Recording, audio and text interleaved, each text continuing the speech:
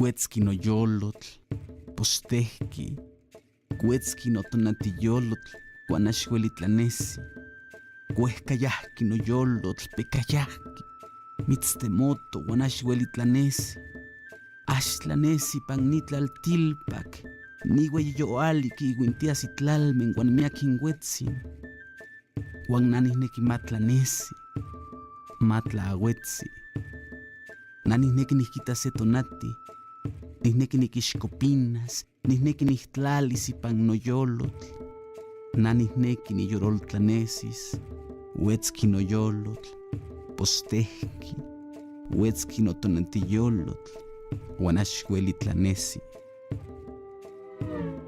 La arqueoastronomía es conocida como la disciplina que estudia las creencias y los conocimientos del cielo en las antiguas civilizaciones, basándose en los restos que se encuentran en las zonas arqueológicas de cada región. Las civilizaciones prehispánicas observaban el sol con sus propios ojos, sin telescopios. Y aún así, sus contribuciones a la astronomía actual son palpables. Si bien es cierto que el desarrollo de la astronomía moderna occidental se origina principalmente en Mesopotamia y la antigua Grecia, de nuestros antepasados heredamos la motivación y el interés apasionado por investigar las causas y descubrir los secretos que se encuentran ocultos a la simple vista.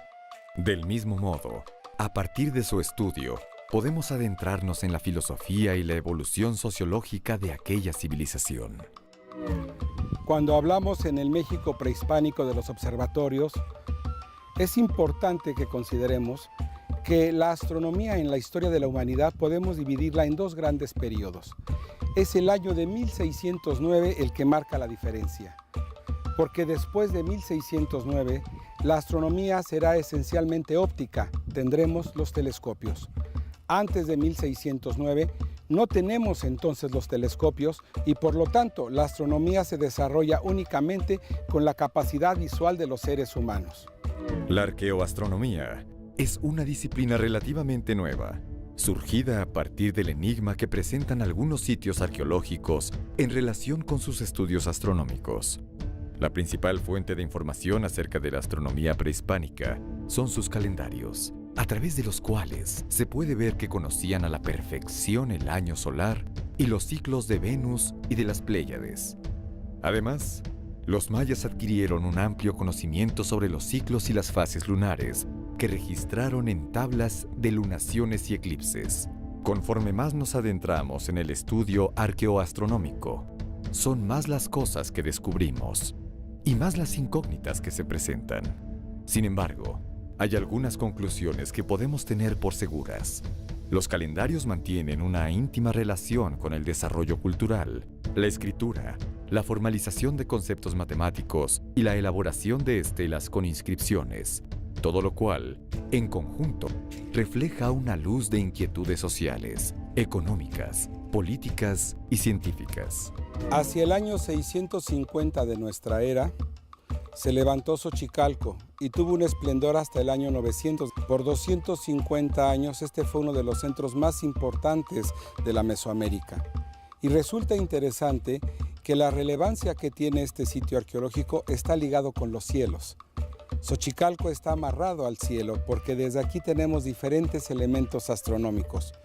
Tal vez el más sorprendente es pensar ver el cielo desde el inframundo, y es que el ingenio mesoamericano adaptó algunas de las cuevas que aquí tenemos, así las consideraban cuevas. La verdad sabemos, por estudios posteriores, que eran minas, las cuales se extrajo material para construir la ciudad.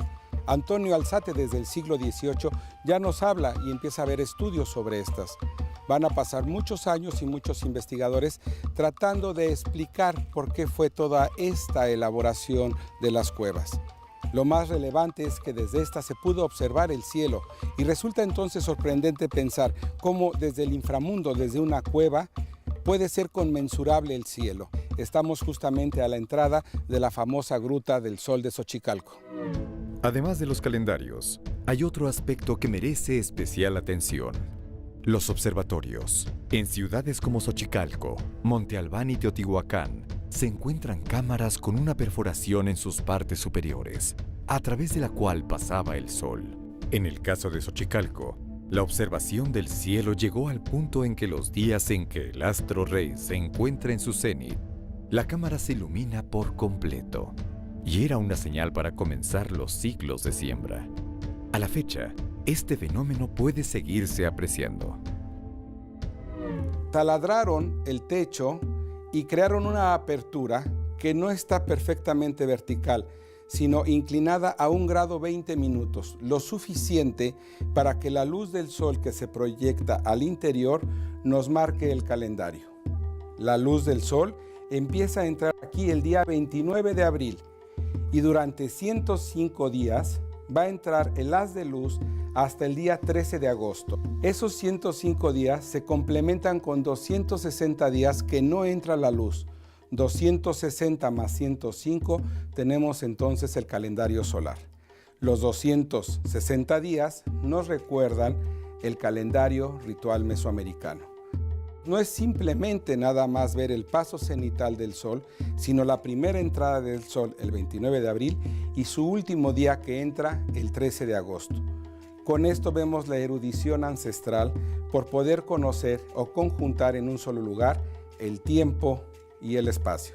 A finales del siglo pasado, el doctor Morante encontró que el paso cenital, que es justamente cuando el sol está exactamente encima de nosotros, un fenómeno natural que solamente existe entre el trópico de Cáncer y el trópico de Capricornio. Las fechas cambian según la latitud geográfica. Aquí corresponde al 15 de mayo y al 28 de julio. El hecho más importante es entonces que no solamente marca el paso cenital del sol, sino también el de la luna. Y a otros arqueólogos se han venido interviniendo posteriormente y aseguran que también se medía desde aquí las paradas de la luna durante la luna llena.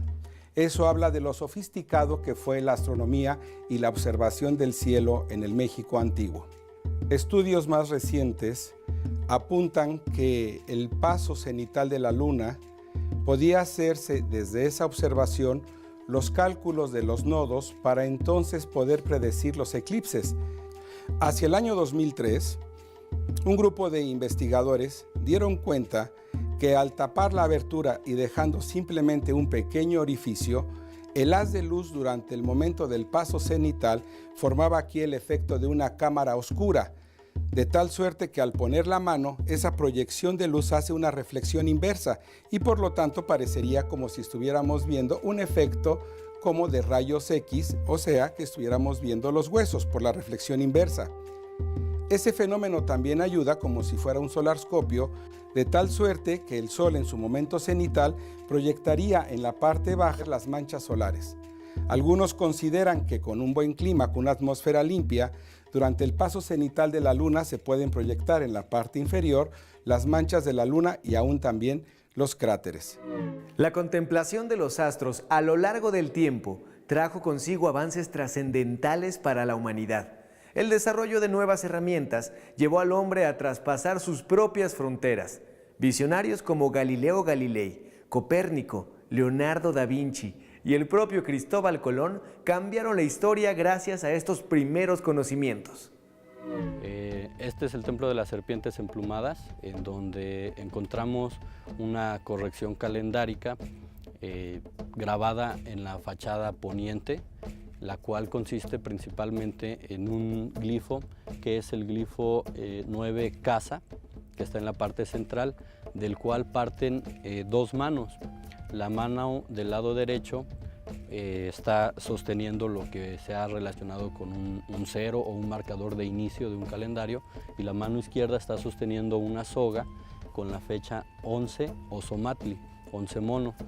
Esto está asociado también al año 6 Caña, lo cual se ha presupuesto que representa el momento exacto en el que se reunieron gentes de la cultura maya, de la cultura de la costa del Golfo y de la cultura de Oaxaca para realizar aquí en Xochicalco un ajuste calendárico mediante el cual iniciara la cuenta en estos, por lo menos en estos espacios que se mencionaron.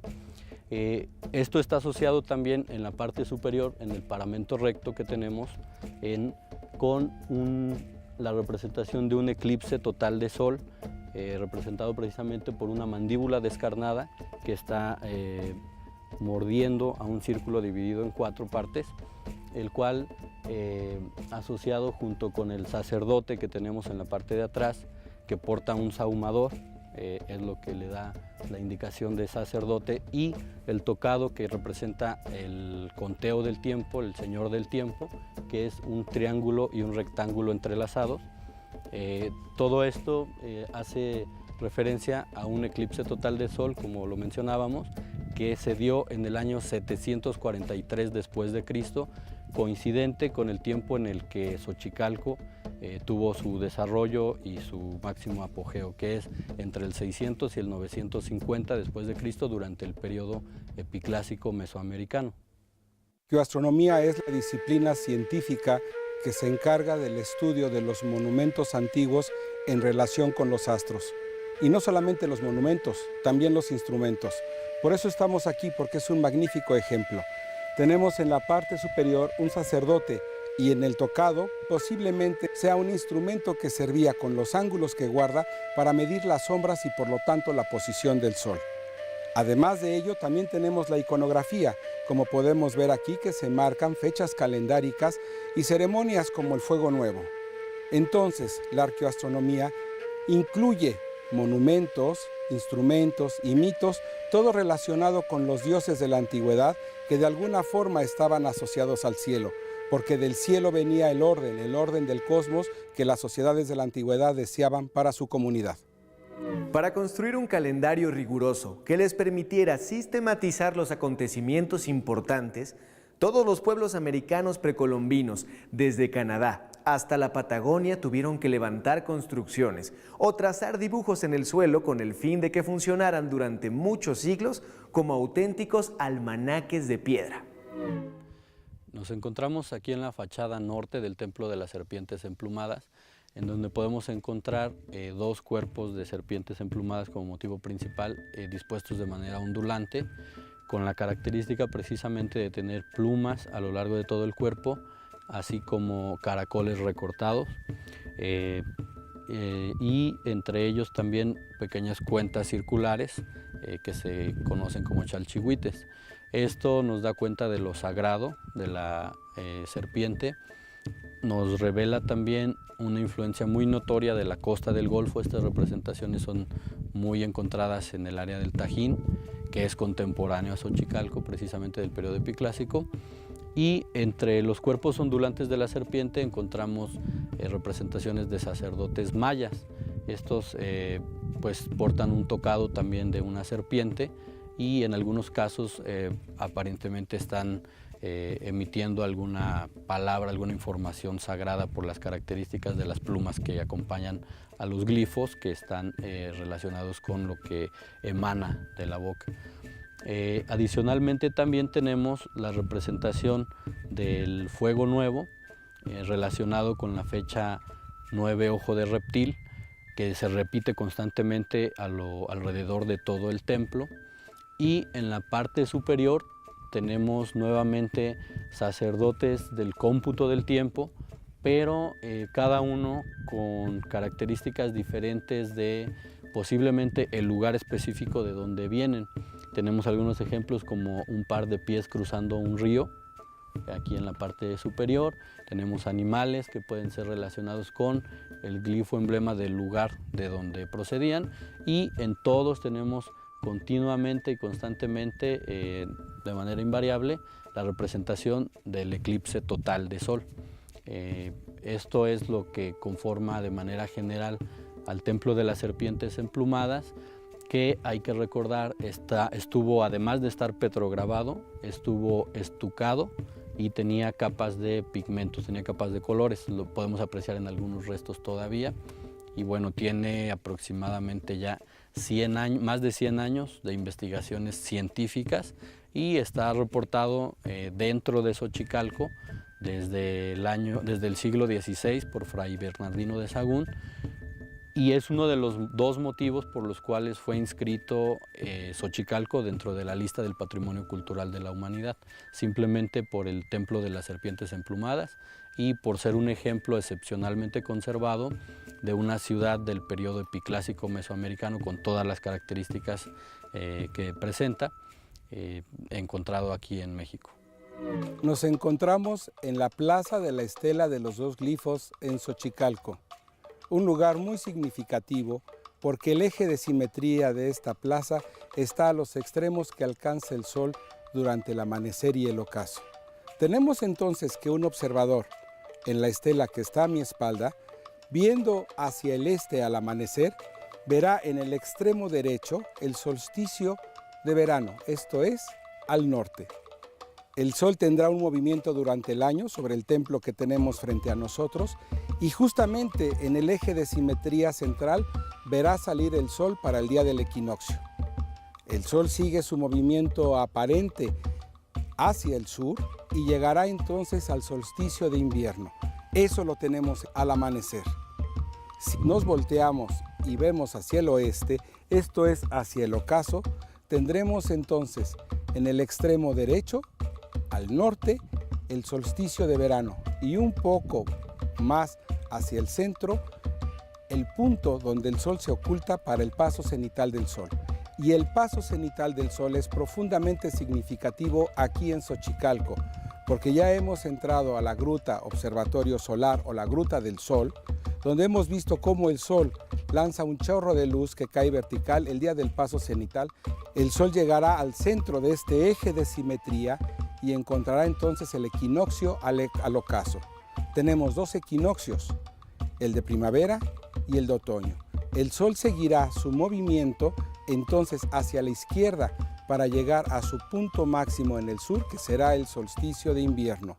Así que desde esta estela lo que tenemos es un eje de simetría a través del cual tenemos los rumbos del universo al amanecer y los rumbos del universo al ocaso. Así se hace conmensurable en un espacio el tiempo que da orden a los hombres. Pero, ¿qué sucede con el amanecer? Es muy significativo y es uno de los hechos más sobresalientes de la arqueoastronomía mesoamericana, que es cómo el sol se alinea con los lugares más conspicuos del horizonte. El sol levanta sobre la cumbre del Popocatépetl, así que las montañas o los elementos significativos o conspicuos de un paisaje, ese horizonte se sacraliza y se vuelve un referente para el tiempo. Aquí en Xochicalco, el día del paso cenital, el sol saldrá sobre la cumbre del Popocatépetl y se irá a ocultar en el rumbo que marca con referencia al edificio que se encuentra atrás de mí en su extremo derecho. Es así como se hace conmensurable el orden del cosmos y la concepción del hombre con respecto a los cielos. Nos encontramos en el extremo suroeste de la Plaza de la Estela de los Dos Glifos. Y justamente por debajo de este emplazamiento encontramos el juego de pelota sur. Es muy interesante el alineamiento que tiene este juego de pelota. Esencialmente sigue el eje de simetría este-oeste, salida y puesta del sol. Es también la orientación de la eclíptica, por donde los planetas levantan y también la luna. Es un gran rumbo que tiene una anchura de más de 20 grados, por la cual desfilan los principales cuerpos celestes que fueron significativos en las culturas ancestrales. Cuando pensamos en las constelaciones, por ejemplo, nosotros podemos decir que vemos Orión, pero en el mundo prehispánico estos asterismos, porque ese es el nombre, asterismos, asociaciones idílicas o simbólicas que las culturas hacen de las estrellas buscando conjuntos a los cuales les da un significado y un simbolismo, lo que para nosotros es el cinturón de Orión o lo que los niños conocen como los tres reyes magos, es el mamahuachtli. Es justamente el instrumento para hacer el fuego precioso para lo que va a ser el fuego nuevo. Así que no tenemos todavía la información con certidumbre para poder decir qué constelaciones. Sabemos que tenían un zodiaco de 13 casas, una relacionada con cada lunación. 13 lunaciones de 28 días son 364 días. Al parecer, por evidencias que tenemos en Chichén Itzá, tendríamos 13 casas zodiacales y en cada una de ellas una asociación de estrellas. Además del zodiaco, existían algunos elementos, como podrían haber sido Géminis, que es el gran mercado, o podría decirse también el Mamahuachtli que he comentado, que es la constelación de Orión.